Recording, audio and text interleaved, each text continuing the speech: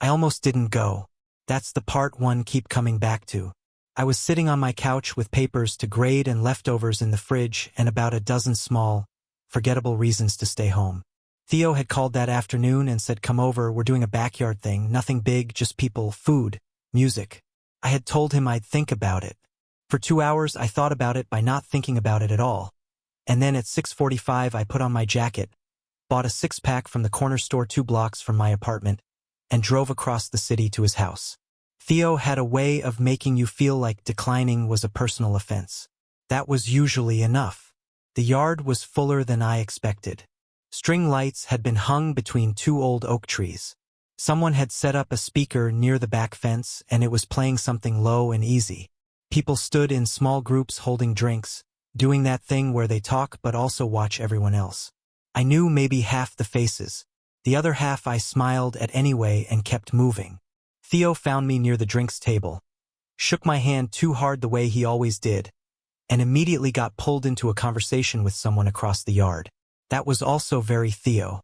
So I stood there with my drink, half listening to the music, half watching the crowd, doing the quiet math of how long I needed to stay before leaving felt acceptable. And that is when I saw her.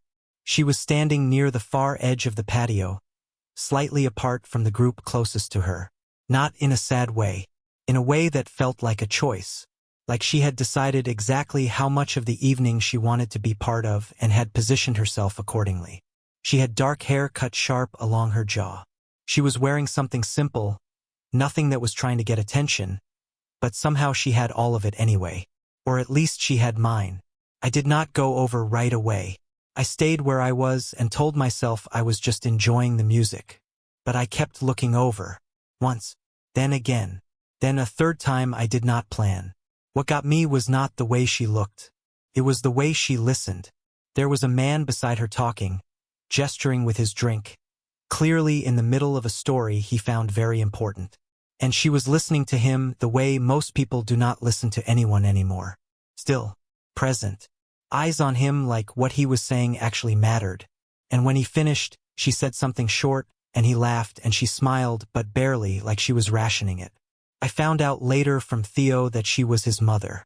That landed differently than I expected. Not because of anything strange about it. She did not look like someone's idea of what a mother was supposed to look like at a backyard party. She looked like a person. A complete, self-contained, unhurried person who had walked into the evening with no need to perform anything for anyone. I told myself to leave it alone. I got another drink. I talked to a guy named Russ who taught high school chemistry and had a lot of opinions about a television show I had never watched. I nodded in the right places, but every few minutes I would glance back toward the edge of the patio, and she would still be there, still composed, still quietly in charge of exactly how much space she took up. It was almost 9 when I finally ended up near her. Not because I planned it. The crowd had shifted and I had moved with it, and suddenly there were only a few feet between us and no reasonable way to pretend I had not noticed her all evening. She looked at me first. Not in a way that invited anything. Just a look that said she was aware I was standing there. I said something about the neighborhood. Something about how different it felt from when I used to visit Theo back in college. How the old corner store near the intersection had turned into something with a fancy sign and overpriced sandwiches.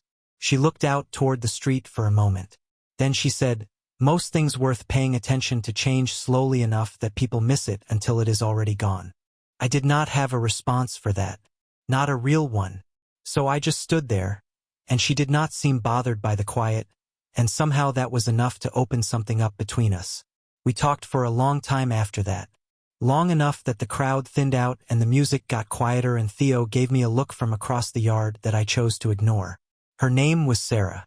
She asked questions the way someone does when they are actually curious, not just filling silence. She listened the way I had watched her listen to the man with the drink earlier. Fully.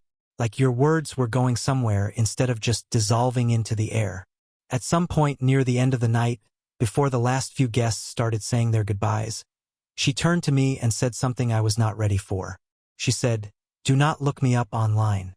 Not as a joke. Not with a smile attached to it. Just a simple, direct, quiet sentence that landed like a stone dropped into still water. I did not ask why. I did not laugh it off. I just nodded like it was the most normal thing anyone had ever said to me at a backyard party. But I thought about it the whole drive home. I kept my word. I did not look her up.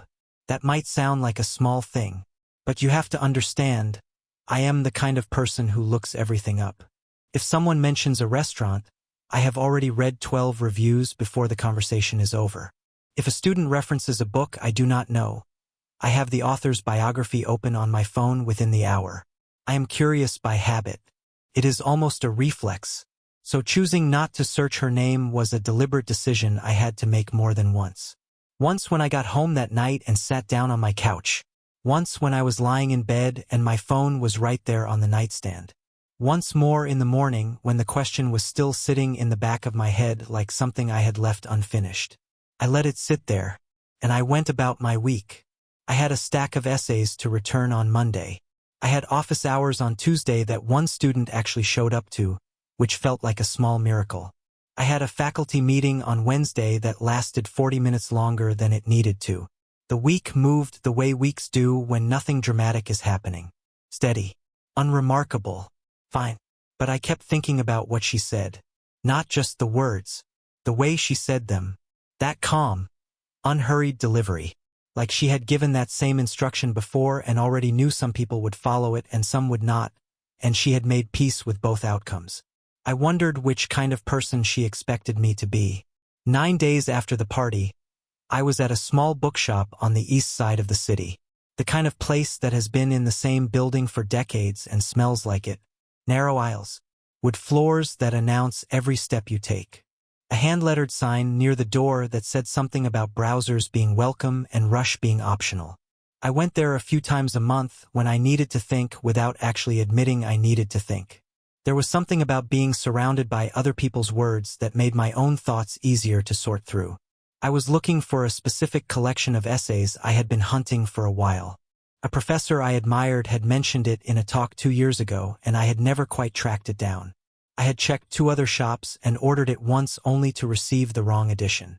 So when I turned down the 3rd aisle from the back and saw the spine I had been looking for, I felt that specific small happiness that only book people understand.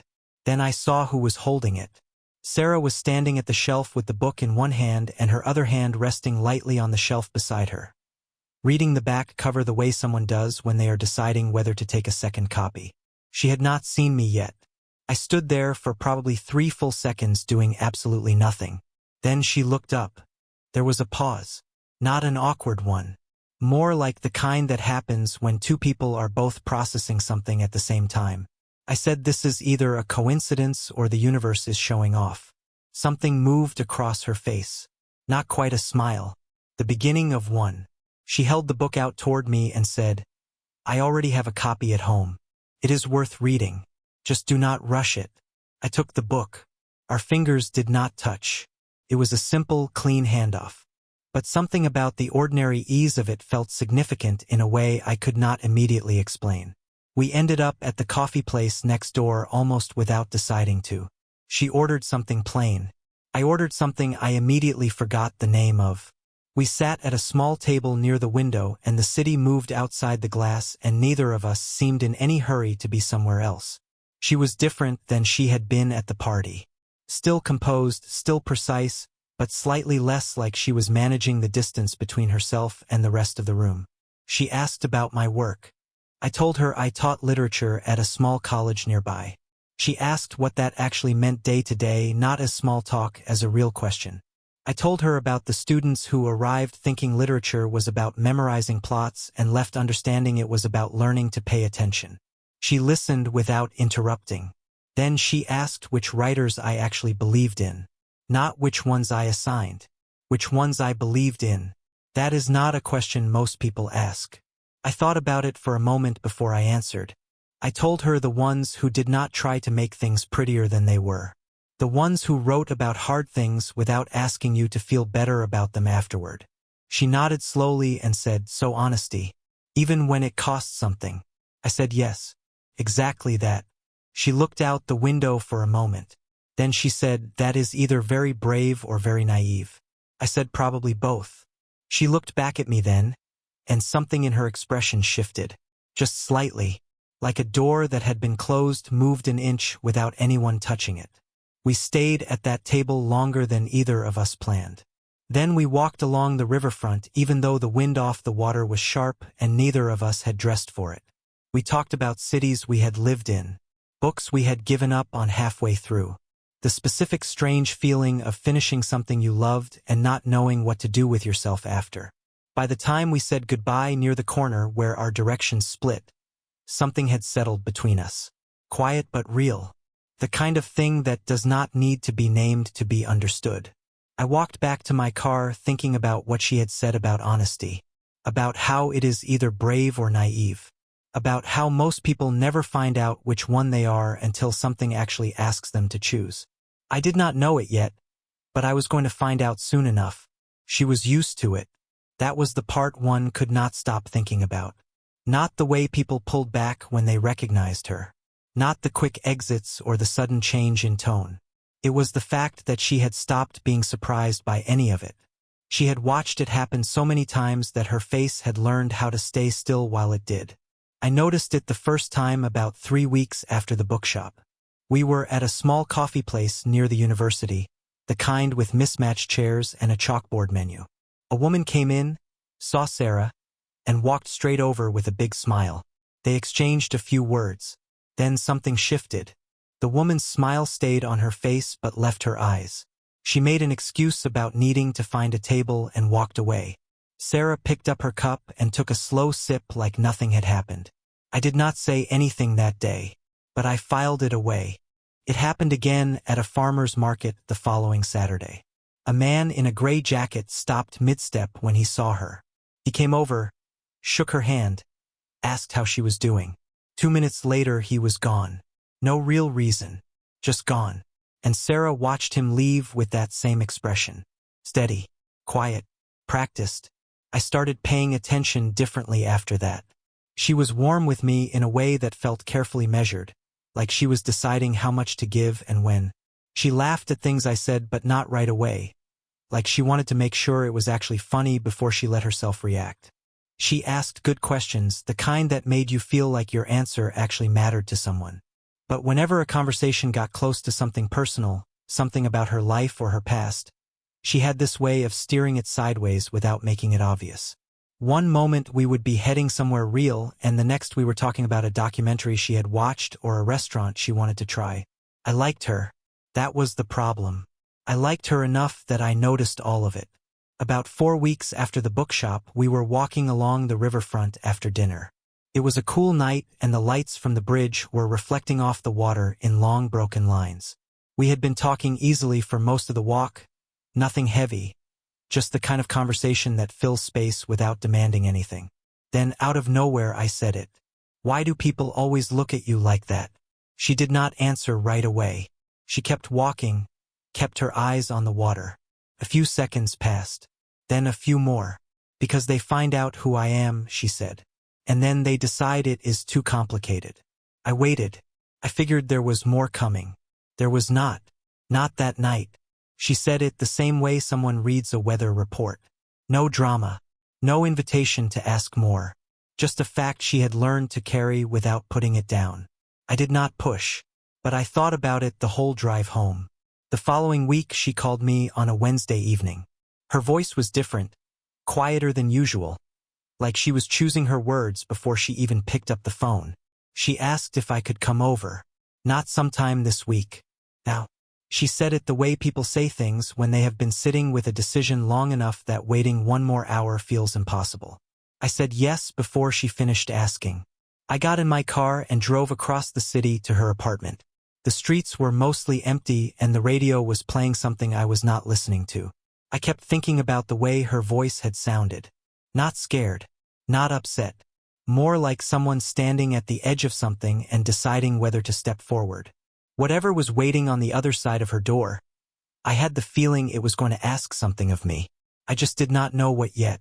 When she opened the door, she looked at me for a second before stepping aside to let me in. The apartment was quiet in that deep way that big spaces get quiet at night. She walked to the couch and sat down. I sat across from her. She had a glass of water on the table that she was not drinking. Her hands were folded in her lap and she was looking at me with that measuring expression I had come to recognize. Steady, careful, like she was doing math I could not see. She said, "I need you to let me finish before you say anything." I nodded. She took a slow breath. And then she told me. Her full name was Sarah Voss. As in the Voss Group. A name that meant nothing to me for the first few seconds and then meant everything once she explained it. Her family had been quietly building influence across the region for 3 generations. Not in a way that made headlines. In a slow, careful, behind-closed-doors way that most people never noticed until they looked closely at who owned what and why certain decisions got made the way they did. She was the principal director, the only one left to carry it.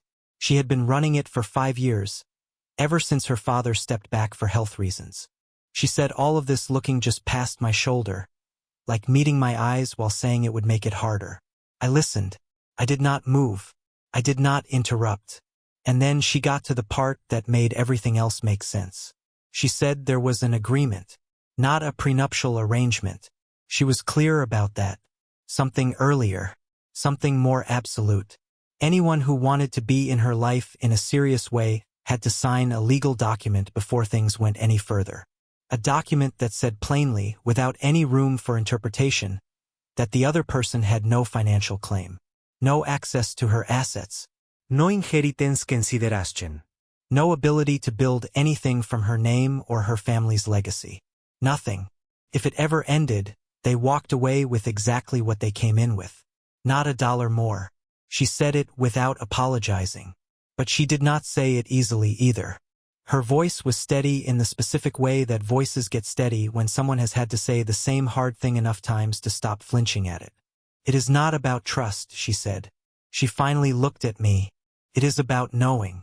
My family decided a long time ago that the only way to really know if someone is here for the right reasons is to make sure there is nothing else to be here for. The rain had picked up outside. I could hear it against the windows. The lamp in the corner made the room feel smaller than it was. I sat with what she had just said. I let it settle.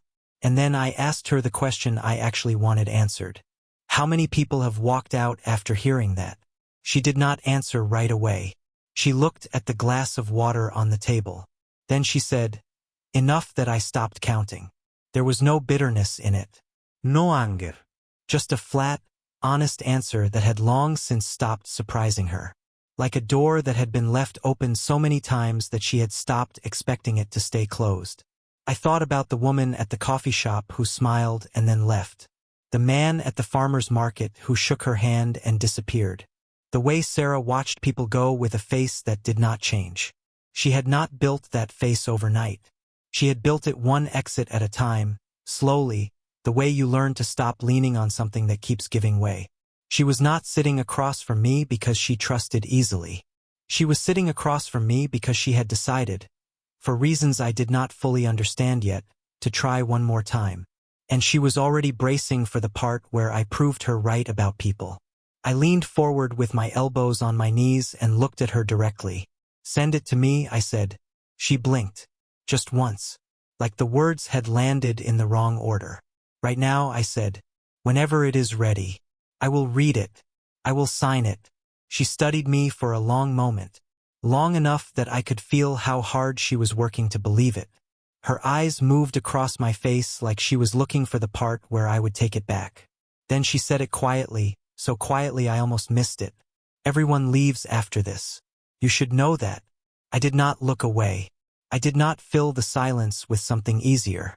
I said, "Then let me be the first one who does not." The room went still. The rain kept coming down against the glass. She looked at me the way you look at something you want to believe in but have been wrong about before. Careful. Slow. Like hope was a thing she could only afford in very small amounts. She did not cry. She did not reach for me. She just sat there with her hands still in her lap and something quiet and new moving behind her eyes. Like a door that had been shut for a very long time was deciding, very slowly, whether it was safe to open. I did not push it. I stayed where I was. We talked for another hour after that. Smaller things. Her work, which she described with the kind of exhausted love people have for things that matter too much to walk away from. A trip she had been putting off for 2 years. A book she had abandoned halfway through and was not sure she would go back to. Normal things. Human things. The kind of conversation that does not mean much on its own but means everything when it comes after something real has just been said out loud. When I finally stood to leave, she walked me to the door. She said, "I will have the agreement sent over this week." I said, "Okay." She looked at me for a moment. Then she said, "You might feel differently once you have read it." I said, "I might, but I do not think I will." She nodded once. I walked out into the hallway and heard the door close softly behind me. Driving home through the wet streets, I was not thinking about the document. I was not thinking about what I might be agreeing to or what it might cost me. I was thinking about the way she said everyone leaves. Not like a warning, like a fact. Like something she had tested so many times it had stopped being a question and had just become the answer. I wanted to be the thing that made it wrong. I just had to actually do it. Nobody warned me that staying could feel just as scary as leaving. The agreement arrived by email 3 days later. I printed it at my kitchen table with a cup of coffee beside me and read every single word twice. Not because I was looking for a reason to back out, because I wanted to be sure that when I signed my name, I actually meant it. It was 19 pages. Dense and precise and written to leave no room for anything sentimental. I read it through once to understand it, and once more to sit inside what it actually meant.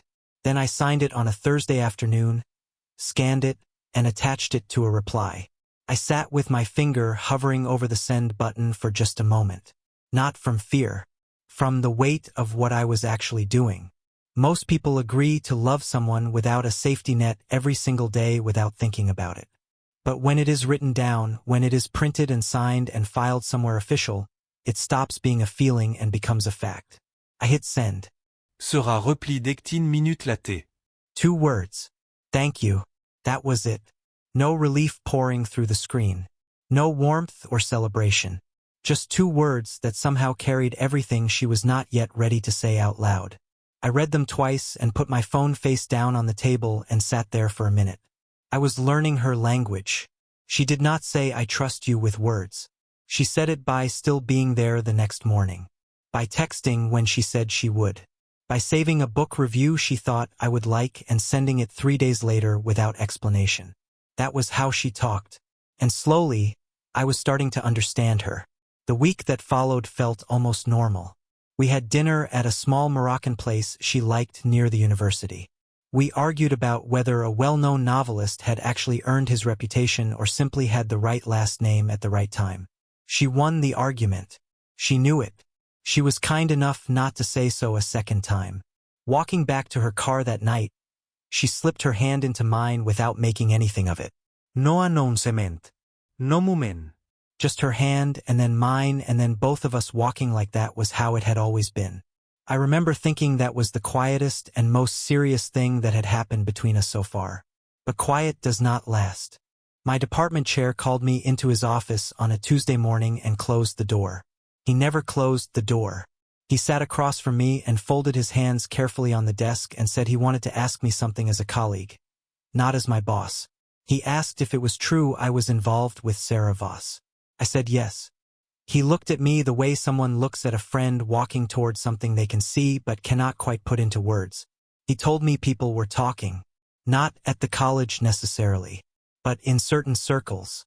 Her family has reach, he said, and when something touches them, it does not stay contained. I thanked him. He nodded. I walked out into the hallway and stood there while students moved around me between classes. Everything looked exactly the same as it always did. But something had shifted, quiet and invisible, the way pressure builds before a storm you cannot see yet. That evening I drove to Sarah's apartment and told her. She did not look surprised. She looked tired, the specific kind of tired that comes from waiting for something bad and finally watching it show up right on schedule. She picked up her phone from the table and handed it to me without saying anything first. It was a message from someone in her family's legal office. Short and formal. A journalist connected to a local publication had made an inquiry about our relationship. The firm wanted to know how to respond. I handed the phone back. She said, "This is what I meant when I said it gets complicated." I told her she had warned me. She said warnings do not make it easier. She was right about that. Over the next 2 weeks, things moved in a way that felt slow and fast at the same time. A post appeared on a local news blog. It did not use our names. It did not need to. It described a foundation director in a new relationship with a college professor and suggested, without quite saying it, that the arrangement seemed useful to one party in particular. The people who knew us knew exactly who it meant. My phone started showing me things I had not searched for. Comments under old articles about the Voss group that mentioned a new relationship. A photo taken from a distance of the two of us walking near the waterfront. I had not seen anyone that day. Neither had she. I felt it then. The particular discomfort of being watched. Not chased. Not threatened. Just observed. Quietly filed away by strangers who had already made up their minds about what I was and what I wanted. It sat in my chest like something I could not cough out. And I understood, maybe for the first time with my whole body and not just my head, why every person before me had eventually walked away. Not because of the paperwork. Not because of the money. But because of this. The feeling that your private life had stopped being yours. That every quiet moment you share with someone is being measured and judged from the outside by people who were never invited in. One evening I drove to her place without a plan. I just needed somewhere that felt solid. She opened the door, looked at my face, and stepped aside without a word. We sat on the floor with takeout containers between us and the city glowing behind the glass, and we did not talk about any of it. At some point she said, "You are still here." I said, "I told you I would be." She said, "People say things." I looked at her and said, "Then stop listening to what I say. Just watch what I do." She went quiet for a long time after that. And then she looked at me in a way she had not looked at me before. Not quite relief. Something younger than that. Something that looked like the very first breath of belief. I did not know, walking to my car later that night, that before I reached the end of the street I would stop cold on the pavement and feel something drop out of the bottom of everything I thought I understood. I almost did not check my phone that night. I was 3 steps from my car when the notification came through. An email from an address I did not recognize. No subject line. Just 4 words in the body of the message. "You should read it." And below those 4 words, an attachment. I stood under a street lamp and opened it right there on the pavement with the night air cold against my face. It was the agreement. Or at least it looked like the agreement. Same format. Same language. Same document structure I had spent an afternoon reading carefully before I signed my name to it. But something was wrong. I could feel it before I could find it, the way you can tell a room has been rearranged before you figure out what moved. I scrolled slowly, and then I found it. A clause that had not been there when I signed. I read it once and my stomach dropped. I read it a second time to make sure I understood it correctly. If I were ever found to have used Sarah's name, her family's name, or any connection to the Voss group for professional or personal gain, the agreement could be flipped, not just voided, reversed. Whatever I had saved, whatever small stability I had built over years of careful living, could be pulled into arbitration. It was not a clause written to protect her. It was written to own me. I sat in my car for a long time without starting the engine. People walked past on the pavement. A couple laughed about something on the other side of the street. The city kept moving like nothing had happened. I sat there with my phone in my hand and the document open on the screen and a feeling in my chest I had not felt in a long time. Not quite anger. Not quite fear. Something between them that made everything very still and very clear. I did not call Sarah that night. I needed to think before I spoke. I had learned that lesson the hard way in other parts of my life, that the conversations that matter most are the ones you should never walk into before you are ready. I drove home. I did not sleep much. By 6 the next morning I was sitting at my desk with the printed copy I had kept before sending back the signed version. I placed it next to the version from the email and went through them page by page, line by line, the way I used to compare editions of old texts when I was still a graduate student looking for changes between printings. 40 minutes later I had my answer. The clause had not been in the version I signed. Someone had put it there after. I called Sarah at 8. She answered on the second ring. I said I needed to see her. Not tonight, now. She heard something in my voice because she did not ask questions. She just said, "Come over." I drove across the city. The streets were gray and still. I parked outside her building and went up, and she was waiting at the door. She took one look at my face and stepped back to let me in without a word. I placed both documents on her coffee table side by side. I did not explain first. I just let her look. I watched her face as she read. Confusion came first, genuine and unguarded. Then her eyes moved to the second document and something shifted. A slow recognition moved through her expression like a light turning on in a window. She sat down. She was quiet for a long time. Then she said, "I did not know about this." I said, "I believe you." She looked up at me. "Just like that," she said. I said, "Just like that." I meant it. She stood and walked to the window. Outside, the city was waking up slow and gray and completely indifferent to the two of us trying to figure out what came next. She said it was her brother-in-law. He managed the legal side of the Voss Group and had for years. He believed protecting the family meant managing every person who came close to it. She said he had done things like this before. Small insertions, quiet adjustments, the kind of changes that are hard to notice unless you are looking for them. She said he thought of people like me as variables to be controlled rather than people to be trusted. I asked her if she was surprised. She shook her head slowly. I asked her what she wanted to do about it. She looked at me carefully, like she was searching for the condition hiding behind the question. There was no condition. I was not asking in order to negotiate. I was asking because it was her family and her firm and her call to make. She understood that after a moment, and something in her posture shifted. She made the call right there. I sat at her kitchen table with a bad cup of coffee and listened to her voice move through the other room, calm and precise and carrying a kind of authority I had only heard pieces of before. This was the full version.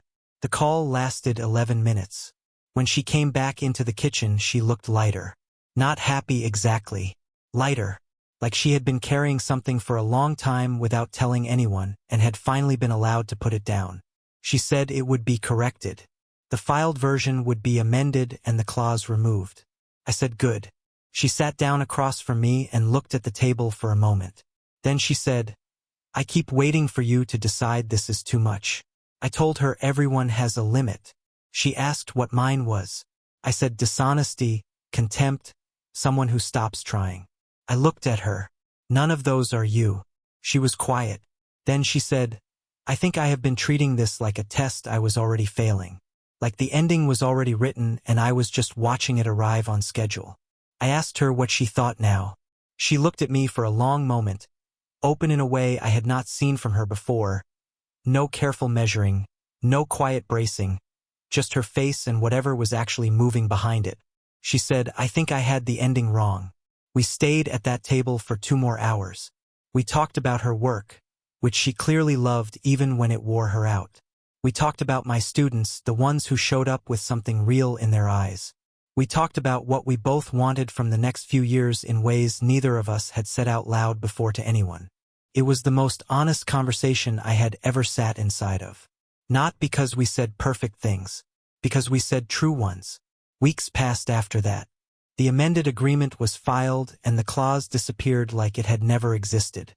Her brother-in-law went quiet, retreating into a cold professional distance that worked far better for everyone than his interference had. The blog post stopped.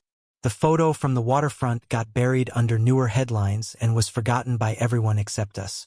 And Sarah and I just kept going, in the unhurried and deliberate way we had both learned to move by then. One evening she was leaning against the kitchen counter while rain came down soft and steady against the window glass. She looked at me and said, "You know what the strangest part of all of this is?" I said, "Tell me." She said, "I spent so many years building a life around people leaving. I got very good at preparing for it. And now I do not know what to do with someone who just keeps being here." I crossed the kitchen and stood in front of her and said, "You could try getting used to it." She looked up at me, and for the first time since the night at the backyard party when she told me not to look her up, there was nothing guarded in her face at all. No mechering. No waiting for the catch. Just her, fully present, fully there. She said softly, "Maybe I will." I kissed her then, slow and without any doubt. She did not pull back. She leaned forward. Outside, the rain kept falling steady against the glass. Inside, everything was warm and quiet and exactly where it was supposed to be. And I thought about that first night, standing at the edge of a patio at a party I had almost skipped, next to a woman saying something about how the things worth paying attention to change slowly enough that people miss them. I had not missed it. I had stayed long enough to see it. And so had she.